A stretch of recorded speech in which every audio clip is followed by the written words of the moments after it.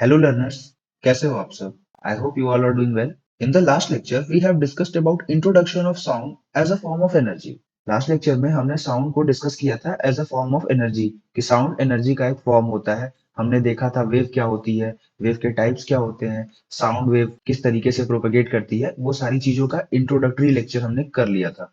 अब इस लेक्चर में हम बात करने वाले हैं characteristics of sound waves. Her sound की अपने आप में कुछ स्पेसिफिक क्वालिटी होती है, कुछ स्पेसिफिक कैरेक्टरिस्टिक्स होते हैं जिनके बेसिस पे हम दो साउंड्स को डिफरेंशिएट कर पाते हैं, डिस्टिंग्विश कर पाते हैं या एक दूसरे से अलग पहचान पाते हैं। तो आज हम उन कैरेक्टरिस्टिक्स को पढ़ने वाले हैं। तो आइए एक बार देख लेते हैं कि आज के इस वीडियो लेक्चर में हम लोग कौन कौन से टॉपिक को कवर करने वाले हैं। इस पूरे वीडियो का एक ओवरव्यू ले लेते हैं। तो ये टॉपिक्स हैं जो आज के वीडियो में कवर होंगे। सबसे पहले हम वेवलेंथ पढ़ेंगे, उसके बाद फ्रीक्वेंसी, फिर फ्रीक्वेंसी से रिलेटेड टॉपिक है पिच, तो हम लोग पिच को भी पढ़ेंगे। Then time period, then amplitude, फिर इससे related topic loudness and softness of sound. इसके बाद हम लोग पढ़ेंगे टिम्बर। इसके बाद हम लोग पढ़ने वाले हैं स्पीड ऑफ साउंड। तो आज का लेक्चर मैं स्टार्ट करूं वेवलेंथ से, उससे पहले एक बेसिक चीज है जो आप में से बहुत सारे लोगों को पता है और बहुत सारे लोगों को इसमें कंफ्यूजन होगी। उसको हम लोग पहले एक बार देख लेते हैं और फिर अपना लेक्चर स्टार्ट करते हैं। ऑसिलेशन।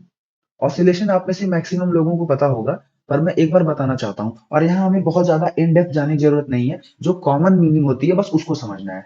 आपको ये पता है कि वाइब्रेशंस होते हैं साउंड वेव में। तो इन वाइब्रेशंस में होता क्या है कि कोई भी जो ऑब्जेक्ट होता है वो अपनी एक सेंट्रल पोजीशन, मतलब जहां वो कैजुअली पड़ा रहता है, वहां से टू एंड फ्रो, आगे पीछे की तरफ मूवमेंट करता है या फिर ऊपर नीचे की तरफ मूवमेंट करता है। अब लॉन्गिट्यूडनल वेव है तो वो टू एंड फ्रो करेगा आगे पीछे, इस तरीके से इधर जाएगा फिर इधर जाएगा, इधर जाएगा फिर इधर जाएगा। इस तरीके से इनका प्रोसेस चलता है। और अगर वो ट्रांसवर्स वेव है तो एक बार ऊपर जाएगा, फिर नीचे आएगा, फिर ऊपर जाएगा, फिर नीचे आएगा, फिर ऊपर जाएगा, फिर नीचे आएगा।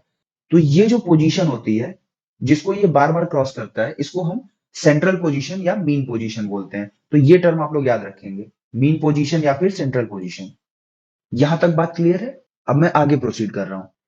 अब मान लीजिए कि ये एक ग्राफ है। ये जो पॉइंट है जिसको मैंने अभी रेड बनाया है, इसको मैं पॉइंट ओ बोल रहा हूं। मान लो ओ क्या है? मीन पोजीशन या फिर central position of the particle. ये आपका पॉजिटिव डिस्प्लेसमेंट है, ये आपका निगेटिव डायरेक्शन में डिस्प्लेसमेंट है, और ये आपका टाइम है। अब मान लो कि पार्टिकल क्या किया बेटा, सबसे पहले वो अपनी मीन पोजीशन से डिस्प्लेस किया। अब ये ग्राफ है, इसको ये मत समझना कि ये ऊपर जा रहा है। ये ग्राफ है, ये बता रहा है कि अपनी जो मीन पोजीशन है उससे डिस्प्लेस हो रहा है। अब ये वर्टिकली भी हो सकता है और हॉरिजॉन्टली भी हो सकता है, ठीक है।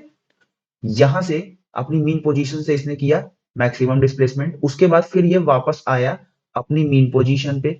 उसके बाद फिर ये अपोजिट डायरेक्शन में भी गया और वहां भी मैक्सिमम डिस्प्लेसमेंट किया, जो भी ये कर सकता था एनर्जी के अकॉर्डिंग। और उसके बाद वापस ये अपनी मीन पोजीशन पे आया।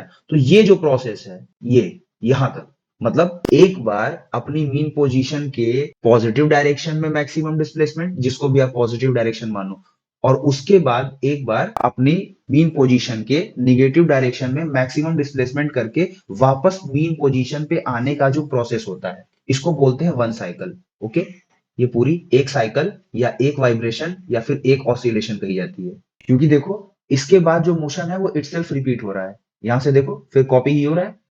इस पॉइंट के बाद पूरा मोशन रिपीट हो रहा है आपस में, ठीक है। तो ये जो पूरा है ये एक साइकिल है।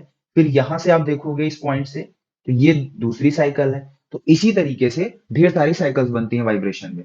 बस इसको आप याद रखना, मैं ये दो टर्म यूज करूंगा, साइकिल, मीन पोजीशन, तो आपको कोई कंफ्यूजन नहीं होना चाहिए। अब आइए इसी चीज को एक बार फिगर से देखते हैं। ये रेड लाइन आपको दिख रही है? ये रेड लाइन देखो, ये इक्विलिब्रियम जो लिखा हुआ है, मान लो ये इसकी सेंट्रल पोजीशन या मीन पोजीशन है। किसके लिए? लॉन्गिट्यूडनल वेव के लिए। देखो ये क्या कर रहा है, यहां से ये इधर जा रहा है और फिर वापस होके इधर जा रहा है और यहां से फिर वापस अपनी मीन पोजीशन पे आ रहा है।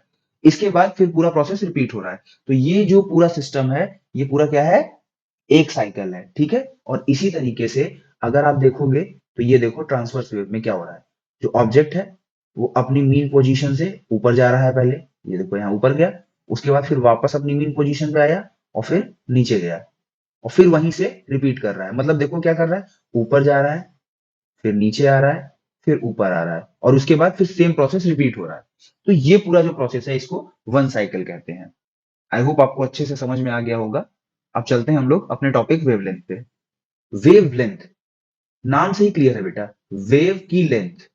वेवलेंथ दो वर्ड से मिलकर बना है, wave plus length, that means length of the wave. अब इसकी डेफिनेशन आप देख लीजिए, the length between two consecutive compressions और rarefactions is known as wavelength of the wave.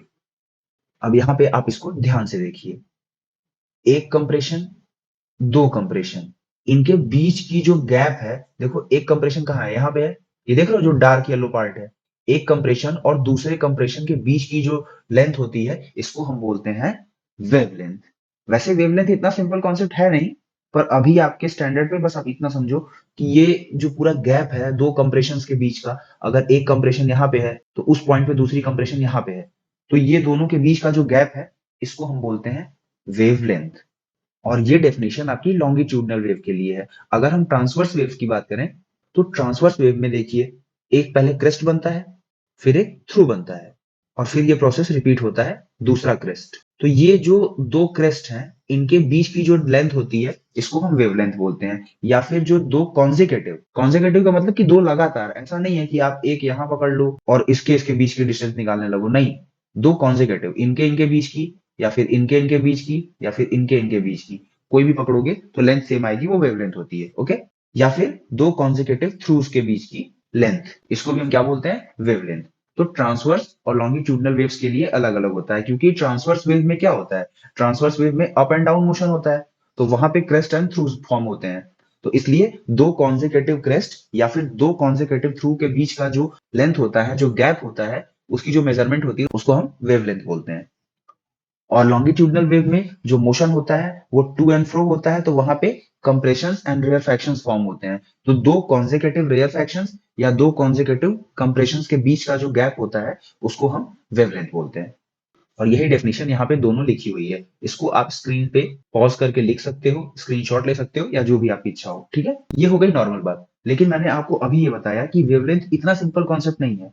ऐसा जरूरी नहीं है कि आप किसी क्रेस्ट पे या किसी थ्रू पे ही मेजर करो। किसी भी पॉइंट पे दो कॉन्जिकेटिव साइकिल्स में आप दो पॉइंट्स मेजर कर लो। जैसे हमने यहाँ पे पॉइंट ले लिया, पहली साइकिल हमारी यहाँ तक है, अब दूसरी साइकिल में भी ये पॉइंट जो होगा यहाँ पे, इनके बीच का जो लेंथ होगा, उसको भी हम वेवलेंथ ही बोलेंगे। मतलब किन्हीं दो साइकिल्स में दो पार्टिकल्स जो आइडेंटिकल फेज में हो, मतलब उनकी जो मोशन हो वो सेम फेज में हो। जैसे यहाँ पे ये पार्टिकल इस पोजीशन पे है, दूसरी साइकिल में भी जो पार्टिकल इस पोजीशन में होगा, उनके बीच की लेंथ जो है वो वही आएगी जो दो क्रेस्ट या दो थ्रू के बीच के गैप में आती है। इसीलिए वेवलेंथ को थोड़ा सा जब हम डिटेल में पढ़ते हैं, तो यहाँ पे लिखा होता है, wavelength is the distance between identical points. Identical points mean समझे, जो मैंने अभी बताया कि दो अलग अलग साइकिल्स में दो पॉइंट्स जो सेम पोजीशन पे हो। इन एडजेसेंट साइकिल्स, एडजेसेंट साइकिल्स का मतलब वही कि दोनों साइकिल्स जो हैं साथ में होनी चाहिए। ये नहीं कि पहली साइकिल के साथ आप तीसरी साइकिल का कंपैरिजन करोगे, पहली साइकिल दूसरी साइकिल, तो दो एडजेसेंट साइकिल्स।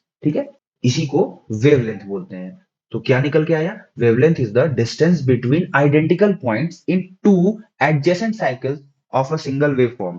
समझे, मतलब कोई वेव फॉर्म है, इसको हम बोलेंगे वेव फॉर्म। अब इसमें एडजेसेंट साइकिल कौन सी है, ये वन, ये टू, आई होप आप लोग डिस्टिंग्विश कर ले रहे होगे, ये थ्री। तो इनके इनके बीच में या फिर इनके इनके बीच में किसी आइडेंटिकल पॉइंट पे, आइडेंटिकल पॉइंट मतलब सेम फेज में हो, ऊपर जा रहा है तो ऊपर जा रहा हो, नीचे जा रहा हो तो नीचे जा रहा हो।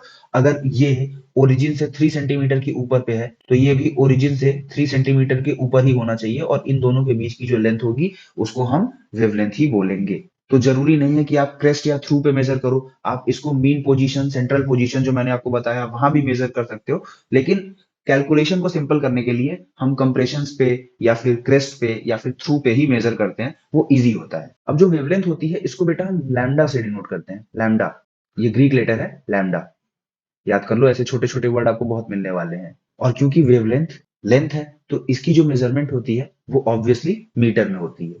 एसआई यूनिट इसकी मीटर होती है।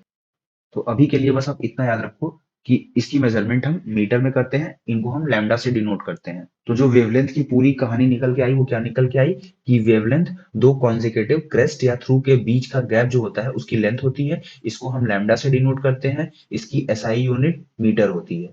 बस इतना अभी के लिए आप याद रखो। अगर कुछ भी नहीं समझ में आ रहा है या टफ लग रहा है, तो बस इतना याद रखो।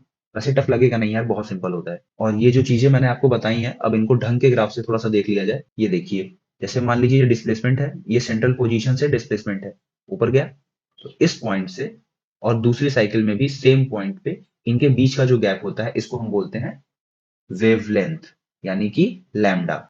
आई होप आपको ये चीज समझ में आई होगी, और अब हम लोग आगे चलते हैं। अगला टर्म आता है बेटा फ्रीक्वेंसी। फ्रीक्वेंसी मीन्स अगर आप देखो तो ये इंग्लिश के एक वर्ड फ्रीक्वेंट से मिलके बना है। फ्रीक्वेंट मतलब कि कोई चीज कितनी जल्दी जल्दी, कोई इंसिडेंट कितनी जल्दी जल्दी हो रहा है, मतलब उसकी रिपीटेशन का रेट क्या है। समझ लो कि इसको अगर आप डिफाइन करना चाहो रेट ऑफ रिपीटेशन, तो आपको पता है कि वाइब्रेशंस होते हैं। अब ऐसा तो है नहीं कि एक सेकंड में एक वाइब्रेशन होगा, ये पॉसिबल नहीं है। पॉसिबल हो भी सकता है, पर जो वेव्स होती हैं वो इतनी तेजी से चलती हैं, तो आप ये अज्यूम कर सकते हो कि जो वेव्स हैं वो एक सेकंड में एक से ज्यादा बार वाइब्रेट करती हैं, एक से ज्यादा बार साइकिल्स को कंप्लीट करती हैं। तो एक सेकंड में जितनी बार ये ऑसिलेशन करती हैं, या जितनी बार इनकी जो साइकिल है वो कंप्लीट होती है, उसको हम फ्रीक्वेंसी बोलते हैं। मतलब the number of waves that pass a fix point in unit time. किसी भी एक पॉइंट को वेव एक सेकंड में कितनी बार पास करती है, वो उसकी फ्रीक्वेंसी होती है।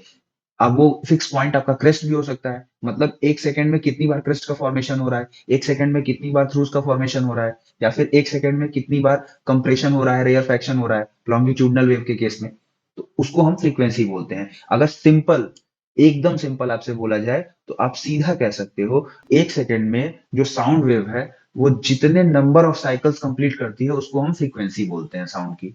तो फ्रीक्वेंसी क्या निकल के आई? Number of oscillations per unit time.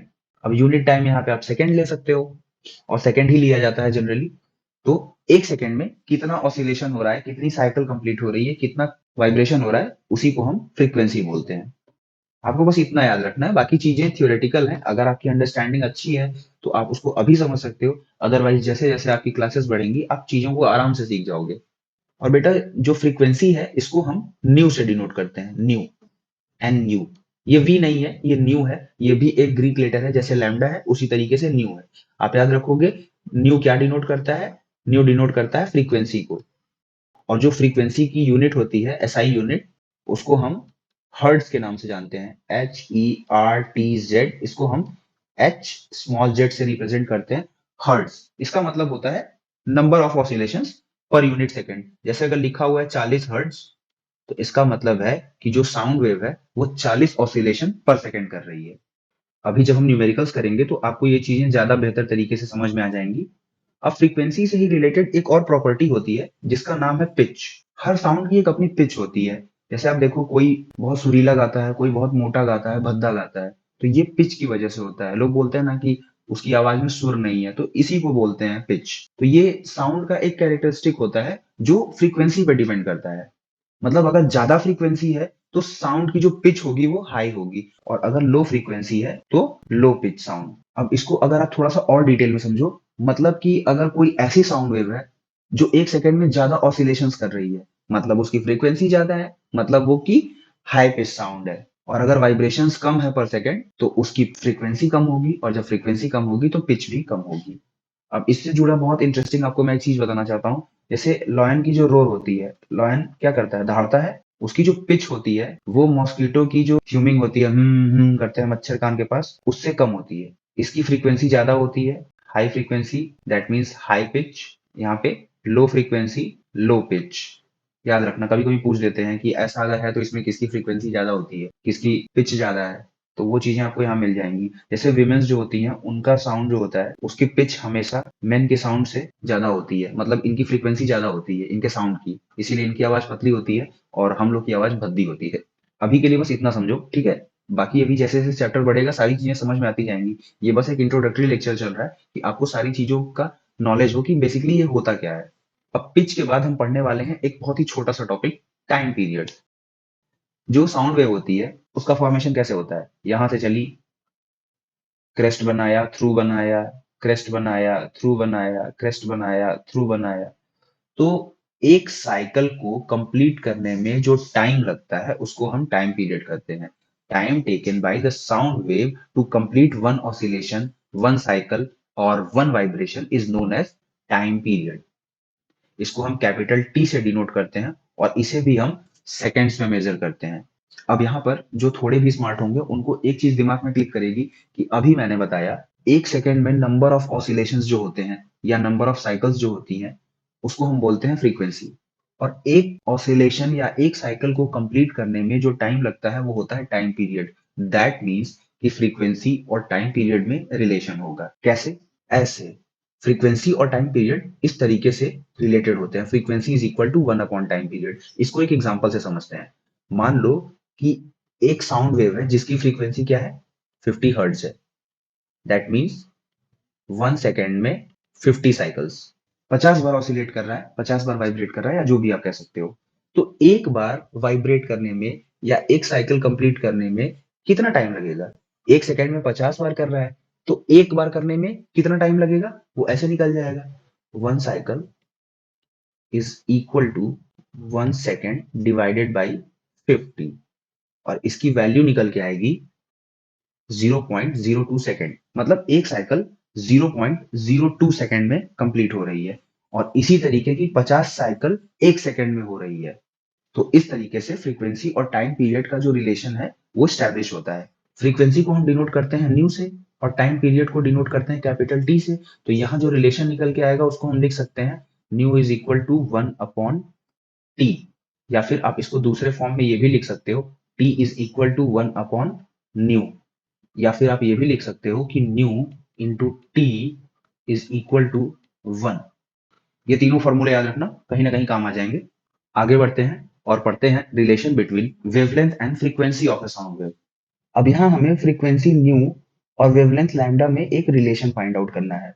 तो मान लीजिए बेटा कि जो वेव है वो v मीटर पर सेकंड की वेलोसिटी से प्रोपेगेट कर रही है किसी मीडियम में। अब जब वेव चलेगी तो साइकिल्स फॉर्मेशन तो होगा ही।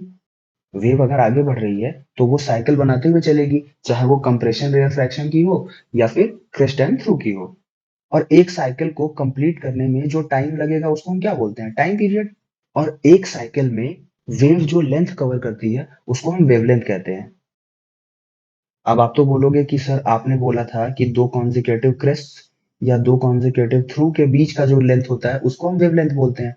तो बेटा मैंने आपको अभी बताया था कि ये पॉइंट्स जो होते हैं ये आर्बिट्री होते हैं। हम कोई भी दो साइकिल्स में दो पॉइंट सेलेक्ट कर सकते हैं जो सेम फेज में हो। इसका मैंने आपको बहुत अच्छा एग्जांपल दिया था कि अगर ये पॉइंट आप सेलेक्ट करो जो आपकी मीन पोजीशन से 3 सेंटीमीटर ऊपर हो, और यहाँ भी आप वही पॉइंट सेलेक्ट करो जो मीन पोजीशन से 3 सेंटीमीटर ऊपर हो, तो इन दोनों के बीच का जो गैप होगा वो वही होगा जो दो क्रेस्ट के बीच का गैप है। तो उसी तरीके से अगर हम दोनों साइकिल की मीन पोजीशन पकड़ लें, ये इस साइकिल की मीन पोजीशन, ये इस साइकिल की मीन पोजीशन स्टार्टिंग में, तो इनके बीच का जो गैप होगा वो भी वेवलेंथ होगा। तो बेसिकली अब देखो ना ये क्या बन गया, एक पूरे कंप्लीट साइकिल में वेव ने कितनी लेंथ ट्रेवल की, एक कंप्लीट साइकिल में वेव ने कितनी लेंथ ट्रेवल करी है वही वेवलेंथ होती है। पर उसको आसान करने के लिए हम उसको क्रेस्ट या थ्रू से एसोसिएट कर देते हैं। बेसिकली अगर आप देखिए तो स्पीड होती क्या है? स्पीड होती है डिस्टेंस अपॉन टाइम। तो अगर हम साउंड वेव की बात कर रहे हैं तो साउंड वेव की अगर स्पीड को हम v से डिनोट करते हैं तो हम बोलेंगे ना कि एक साइकिल में इसने कितना लेंथ कवर किया, दैट इज लैम्डा। और एक साइकिल को कंप्लीट करने में कितना टाइम लिया इसने, capital T, that is time period. तो v is equal to lambda by T होगा, ये एक रिलेशन। और क्योंकि हमें पता है 1 upon T is equal to nu, ये न्यू है, ये v नहीं है, तो यहाँ पे क्या है, इसको हम लिख सकते हैं ना लैम्डा इंटू 1 अपॉन टी। तो यहाँ से मिल जाएगा v is equal to lambda into nu. Sound wave के लिए speed of sound wave is equal to lambda into nu, that is frequency of a sound wave multiplied by wavelength of the sound wave is equal to speed of that particular sound wave in a particular medium। तो आप ये relation याद रखेंगे, इस पे काफी numericals आपको मिलने वाले हैं और ये रिलेशन भी आप याद रखेंगे। बाकी जैसे जैसे चीजें आएंगी बहुत सिंपल होती जाएंगी, ये सब बेसिक्स हैं, और इनको जितनी बार आप पढ़ोगे वो ऑटोमेटिक आपके दिमाग में फीड हो जाएगा, हाँ यार ये चीज ऐसे होती ही है। इसमें बहुत ज्यादा कोई रॉकेट साइंस नहीं है और बहुत ज्यादा आपको दिमाग नहीं लगाना है। सिंपल चीजें हैं कि एक साइकिल में इसने कितनी लेंथ ट्रेवल करी और एक साइकिल को कंप्लीट करने में कितना टाइम लगा, डिवाइड कर दो, डिस्टेंस अपॉन टाइम, सीधी सी बात है, वो क्या होता है, स्पीड होता है। अब इसके बाद चलिए आगे चलते हैं, अपने लेक्चर को आगे बढ़ाते हैं। अगला टॉपिक है एम्पलीट्यूड। एम्पलीट्यूड अगर आप देखो, मैं आपको सिंपल बता रहा हूँ, एम्पलीट्यूड एक बहुत ही सिंपल चीज है।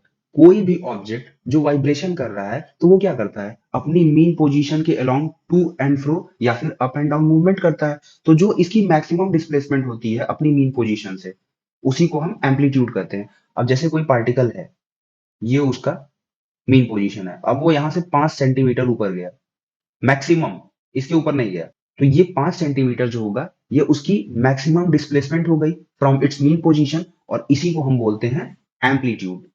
इस ग्राफ में अगर बेटा इस लाइन को हम मीन पोजीशन मान रहे हैं, तो मीन पोजीशन से मैक्सिमम डिस्प्लेसमेंट कहाँ होगा? यहाँ नहीं, इससे ज्यादा तो यहाँ जा रहा है, इससे ज्यादा यहाँ जा रहा है, इससे ज्यादा यहाँ जा रहा है, और सबसे ज्यादा यहाँ पे जा रहा है। तो ये जो मीन पोजीशन से मैक्सिमम डिस्प्लेसमेंट है, इसी को हम क्या बोलते हैं? एम्पलीट्यूड। मीन पोजीशन से मैक्सिमम डिस्प्लेसमेंट क्या कहलाता है? एम्पलीट्यूड। अगर आप पेंडुलम का एग्जांपल ले लो, तो पेंडुलम जो होता है उसकी मीन पोजीशन ये होती है, और ये इससे जितना मैक्सिमम डिस्प्लेसमेंट कर सकता है, मैक्सिमम, तो यही होती है उस पेंडुलम की एम्पलीट्यूड। आपने पेंडुलम क्लॉक देखी होगी, तो पेंडुलम क्लॉक जो होती है वो अपनी मीन पोजीशन से लेफ्ट एंड राइट मूवमेंट करती है। तो जो मैक्सिमम मूवमेंट होती है, जो मैक्सिमम डिस्प्लेसमेंट होता है, इसी को हम उसका एम्पलीट्यूड कहते हैं। उसी तरीके से साउंड वेव जो होती है, अगर वो कंप्रेशन रेयरफैक्शन कर रही है, तो कितना रेयरफैक्शन हो रहा है मैक्सिमम मीन पोजीशन से, वही उसका एम्पलीट्यूड होता है। आई होप आपको एम्पलीट्यूड समझ में आ गया होगा। कोई भी ऑसिलेटिंग पार्टिकल अपनी मीन पोजीशन से, सेंट्रल पोजीशन से वर्टिकल या हॉरिजॉन्टल डायरेक्शन में जो मैक्सिमम डिस्प्लेसमेंट करता है, उसी को हम एम्पलीट्यूड कहते हैं। अब इससे एसोसिएटेड एक क्वांटिटी होती है लाउडनेस, मतलब कि साउंड कितनी लाउड है, ये डिपेंड करता है कि साउंड का एम्पलीट्यूड कितना ज्यादा है। साउंड वेव अपनी मीन पोजीशन से जितना ज्यादा डिस्प्लेस करेगी, उसके पास उतनी ज्यादा एनर्जी होगी, और जितनी ज्यादा एनर्जी होगी वो साउंड उतनी ज्यादा लाउड होती है। तो अभी के लिए आपको बस इतना ही समझना है, लाउडनेस एंड सॉफ्टनेस, ये जो प्रॉपर्टी होती है, ये साउंड के एम्पलीट्यूड से रिलेटेड होती है। तो आप याद रखना, पिच किससे रिलेटेड होती है? फ्रीक्वेंसी से। और लाउडनेस किससे रिलेटेड होती है? एम्पलीट्यूड से। जितना ज्यादा एम्पलीट्यूड, मतलब मीन पोजीशन से जितना ज्यादा डिस्प्लेसमेंट, मैक्सिमम डिस्प्लेसमेंट, उतनी ज्यादा लाउड साउंड, और जितना कम डिस्प्लेसमेंट, उतनी सॉफ्ट साउंड। तो लाउडनेस और सॉफ्टनेस ये किससे एसोसिएटेड है? ये एम्पलीट्यूड से एसोसिएटेड है। और जिस वेव की एम्पलीट्यूड जितनी ज्यादा होती है, उसके पास उतनी ज्यादा एनर्जी होती है। तो अगर किसी वेव का, किसी साउंड वेव का एम्पलीट्यूड ज्यादा है, तो वो हाई एनर्जी की साउंड वेव होगी एज कंपेयर टू अदर्स जिनका एम्पलीट्यूड कम है। यहाँ पे मैंने आपको वही चीज लिख दी है, higher amplitude employs louder sound. और इसके आगे एक लाइन और लिख लेना, हायर एनर्जी। अगर दो साउंड वेव्स हैं और आपसे पूछा जाए कि उनमें किसकी एनर्जी ज्यादा है, और आपको एम्पलीट्यूड दिया हो, तो जिसका एम्पलीट्यूड ज्यादा है उसकी एनर्जी ज्यादा है, उसकी लाउडनेस ज्यादा है, और जिसका एम्पलीट्यूड कम है उसकी एनर्जी कम है, और वो सॉफ्ट साउंड है। तो लाउडनेस, सॉफ्टनेस, दो चीजें मिल गई आपको। अब इसके बाद एक लास्ट चीज पढ़ लेते हैं, टिम्बर। टिम्बर क्या होता है? टिम्बर के बारे में ज्यादा पढ़ना नहीं है। टिम्बर को आप ये समझ लो कि क्वालिटी ऑफ साउंड को रिप्रेजेंट करता है। अब अगर आपने एक गिटार लिया है और एक सितार लिया है, और दोनों से आप सेम फ्रीक्वेंसी की साउंड वेव निकाल रहे हो, सेम फ्रीक्वेंसी, दोनों 40 हर्ट्ज पे है, तो भी आप डिस्टिंग्विश कर लोगे कि ये साउंड गिटार की है, ये साउंड सितार की है। क्यों? क्योंकि हर जो ऑब्जेक्ट होता है, जो साउंड प्रोड्यूस करता है, उसकी ये क्वालिटी होती है, इसी को हम टिम्बर बोलते हैं। और ये साउंड प्रोड्यूस करने वाले मटेरियल पर डिपेंडेंट होता है, कि मतलब आप साउंड किस मटेरियल से प्रोड्यूस कर रहे हो। आप गिटार से प्रोड्यूस कर रहे हो साउंड, तो उसका टिम्बर अलग होगा, उसकी क्वालिटी अलग होगी, भले ही दोनों की फ्रीक्वेंसी सेम हो। याद रखना कि फ्रीक्वेंसी के इंडिपेंडेंट होता है ये, फ्रीक्वेंसी सेम हो सकती है। अब अगर आप टेबल को पीट रहे हो और ढोलक को पीट रहे हो, तो दोनों को अगर आप सेम फ्रीक्वेंसी से पीट रहे हो, तो भी जो साउंड निकलेगी वो अलग निकलेगी। क्यों? क्योंकि दोनों का मटेरियल अलग अलग है, और इसीलिए वहां पे टिम्बर यूज होता है। टिम्बर कोई ऐसा मतलब फिजिकल क्वांटिटी नहीं है, ये एक सेंसरी कैरेक्टरिस्टिक है, जिसको आप सेंस करते हो कि हाँ यार, ये दोनों साउंड अलग है। तो अगर आपसे पूछा जाए टिम्बर क्या होता है, तो आप बोलोगे सर, टिम्बर जो होता है वो क्वालिटी ऑफ साउंड को रिप्रेजेंट करता है, जिसकी वजह से हम ये डिस्टिंग्विश कर पाते हैं कि दो सेम फ्रीक्वेंसी के साउंड वेव्स अलग अलग इंस्ट्रूमेंट से आ रही हैं। और लास्ट में आता है स्पीड ऑफ साउंड। जब मैंने आपको वेव बताया था, तो मैंने आपको बताया था कि ये जो पार्टिकल्स होते हैं, ये एक्चुअल में मूव नहीं करते, ये बस एनर्जी ट्रांसफर करते हैं। अपनी मीन पोजीशन से जाते हैं, दूसरे पार्टिकल से कोलाइड करते हैं, फिर ये वापस आ जाते हैं। तो ये क्या करते हैं? ये एनर्जी को ट्रांसफर करते हैं, खुद अपनी पोजीशन नहीं छोड़ते। मतलब मूवमेंट करते हैं अपनी मीन पोजीशन के अलोंग, लेकिन अपनी पोजीशन से बिल्कुल हट नहीं जाते कि अभी यहाँ है तो अगले मोमेंट पे कहीं और होंगे, ऐसा नहीं होता। इसके लिए आप लेक्चर 1 देख सकते हैं। तो होता क्या है कि जब आप अलग-अलग मीडियम्स में साउंड को मूव कराते हो, प्रोपेगेट करवाते हो, तो उसकी वेलोसिटी, उसकी जो स्पीड होती है वो अलग-अलग हो जाती है। साउंड की स्पीड हर मीडियम में डिफरेंट होती है। ऐसा क्यों होता है? जैसे सॉलिड अगर आप पढ़े हो केमिस्ट्री में, तो सॉलिड में आपको पता है कि इनके जो मॉलिक्यूल्स होते हैं वो टाइटली बाउंडेड होते हैं। वाटर में कंपैरेटिवली थोड़ा-सा स्पेस होता है और गैस में सबसे ज़्यादा स्पेस होता है। तो होता क्या है कि जब वेव्स चलती हैं, तो यहाँ पार्टिकल्स को ज़्यादा मूव नहीं करना पड़ता। थोड़ा-सा डिस्प्लेसमेंट किए, तब तक उनको दूसरा पार्टिकल मिल जाता है, वो एनर्जी ट्रांसफर किए, उनका काम हो गया। तो जब 2 पार्टिकल्स के बीच का गैप बहुत कम होगा, तो वेवलेंथ कम होगी, क्योंकि साइकिल्स जल्दी-जल्दी बनेंगी, छोटी-छोटी साइकिल्स होंगी और जब छोटी-छोटी साइकिल्स होंगी, तो उनको कंप्लीट होने में टाइम भी कम लगेगा। दैट मीन्स फ्रीक्वेंसी ज़्यादा होगी। 1 सेकंड में ज़्यादा ऑसिलेशंस होंगे और जब साइकिल्स छोटी होंगी, तो इसका मतलब कि 1 सेकंड में ज़्यादा वेव्स प्रोड्यूस होंगी, ज़्यादा वेव्स मूव करेंगी और इस वजह से सॉलिड्स में जो साउंड वेव होती है, वो लिक्विड और गैस के कंपैरिजन में ज़्यादा फास्ट ट्रैवल करती है। तो अगर साउंड वेव की स्पीड का हम सीक्वेंस बताएँ, तो सॉलिड्स में सबसे ज़्यादा होती है, उसके बाद लिक्विड्स में होती है और उसके बाद गैसेस में होती है। एयर में जो साउंड की स्पीड निकाली गई है, मतलब प्रैक्टिकल करके पूरा उसमें एक फिक्स टेम्परेचर पे, ये लेबोरेटरी में मेजर होता है, ऐसे आपके एनवायरनमेंट में मेजर नहीं होता। तो जैसे 22 डिग्री पे अगर आप देखोगे, तो इसकी जो स्पीड निकाली गई है वो 344 मीटर पर सेकंड होती है एयर में। इसको आप याद रखना, इसका काम बहुत जगह लगने वाला है। 0 डिग्री पे 330 के अप्रॉक्स होती है, 331 होती है, पर 330 हम लोग लेके चलते हैं मीटर पर सेकंड। तो आपको साउंड की स्पीड अगर नहीं दी रहेगी, तो आप ये मान के चलोगे कि 343 या 344 है, वो अप्रॉक्सिमेट होता है। अब अगर लिक्विड्स की बात करें, तो लिक्विड में जो एक औसत अगर आप देखोगे एवरेज, तो लिक्विड में ये लगभग 14 से 1500 मीटर पर सेकंड की रफ्तार से मूव कर सकती हैं और अगर सॉलिड्स की बात करें, तो वहाँ ये 5500 मीटर पर सेकंड से भी ज़्यादा की रफ्तार से ट्रैवल कर सकती हैं। तो जो साउंड वेव्स होती हैं, उनकी स्पीड मीडियम में अलग-अलग मीडियम में चेंज होती है और इनकी जो स्पीड होती है, वो सॉलिड मीडियम्स में सबसे ज़्यादा होती है। आई होप आपको ये लेक्चर पसंद आया होगा और अगर आपको ये लेक्चर पसंद आया है तो प्लीज़ वीडियो को लाइक करिए, वीडियो को अपने दोस्तों के साथ शेयर करिए और अगर आप नए हैं चैनल पे तो चैनल को सब्सक्राइब करना मत भूलिए। Thank you so much.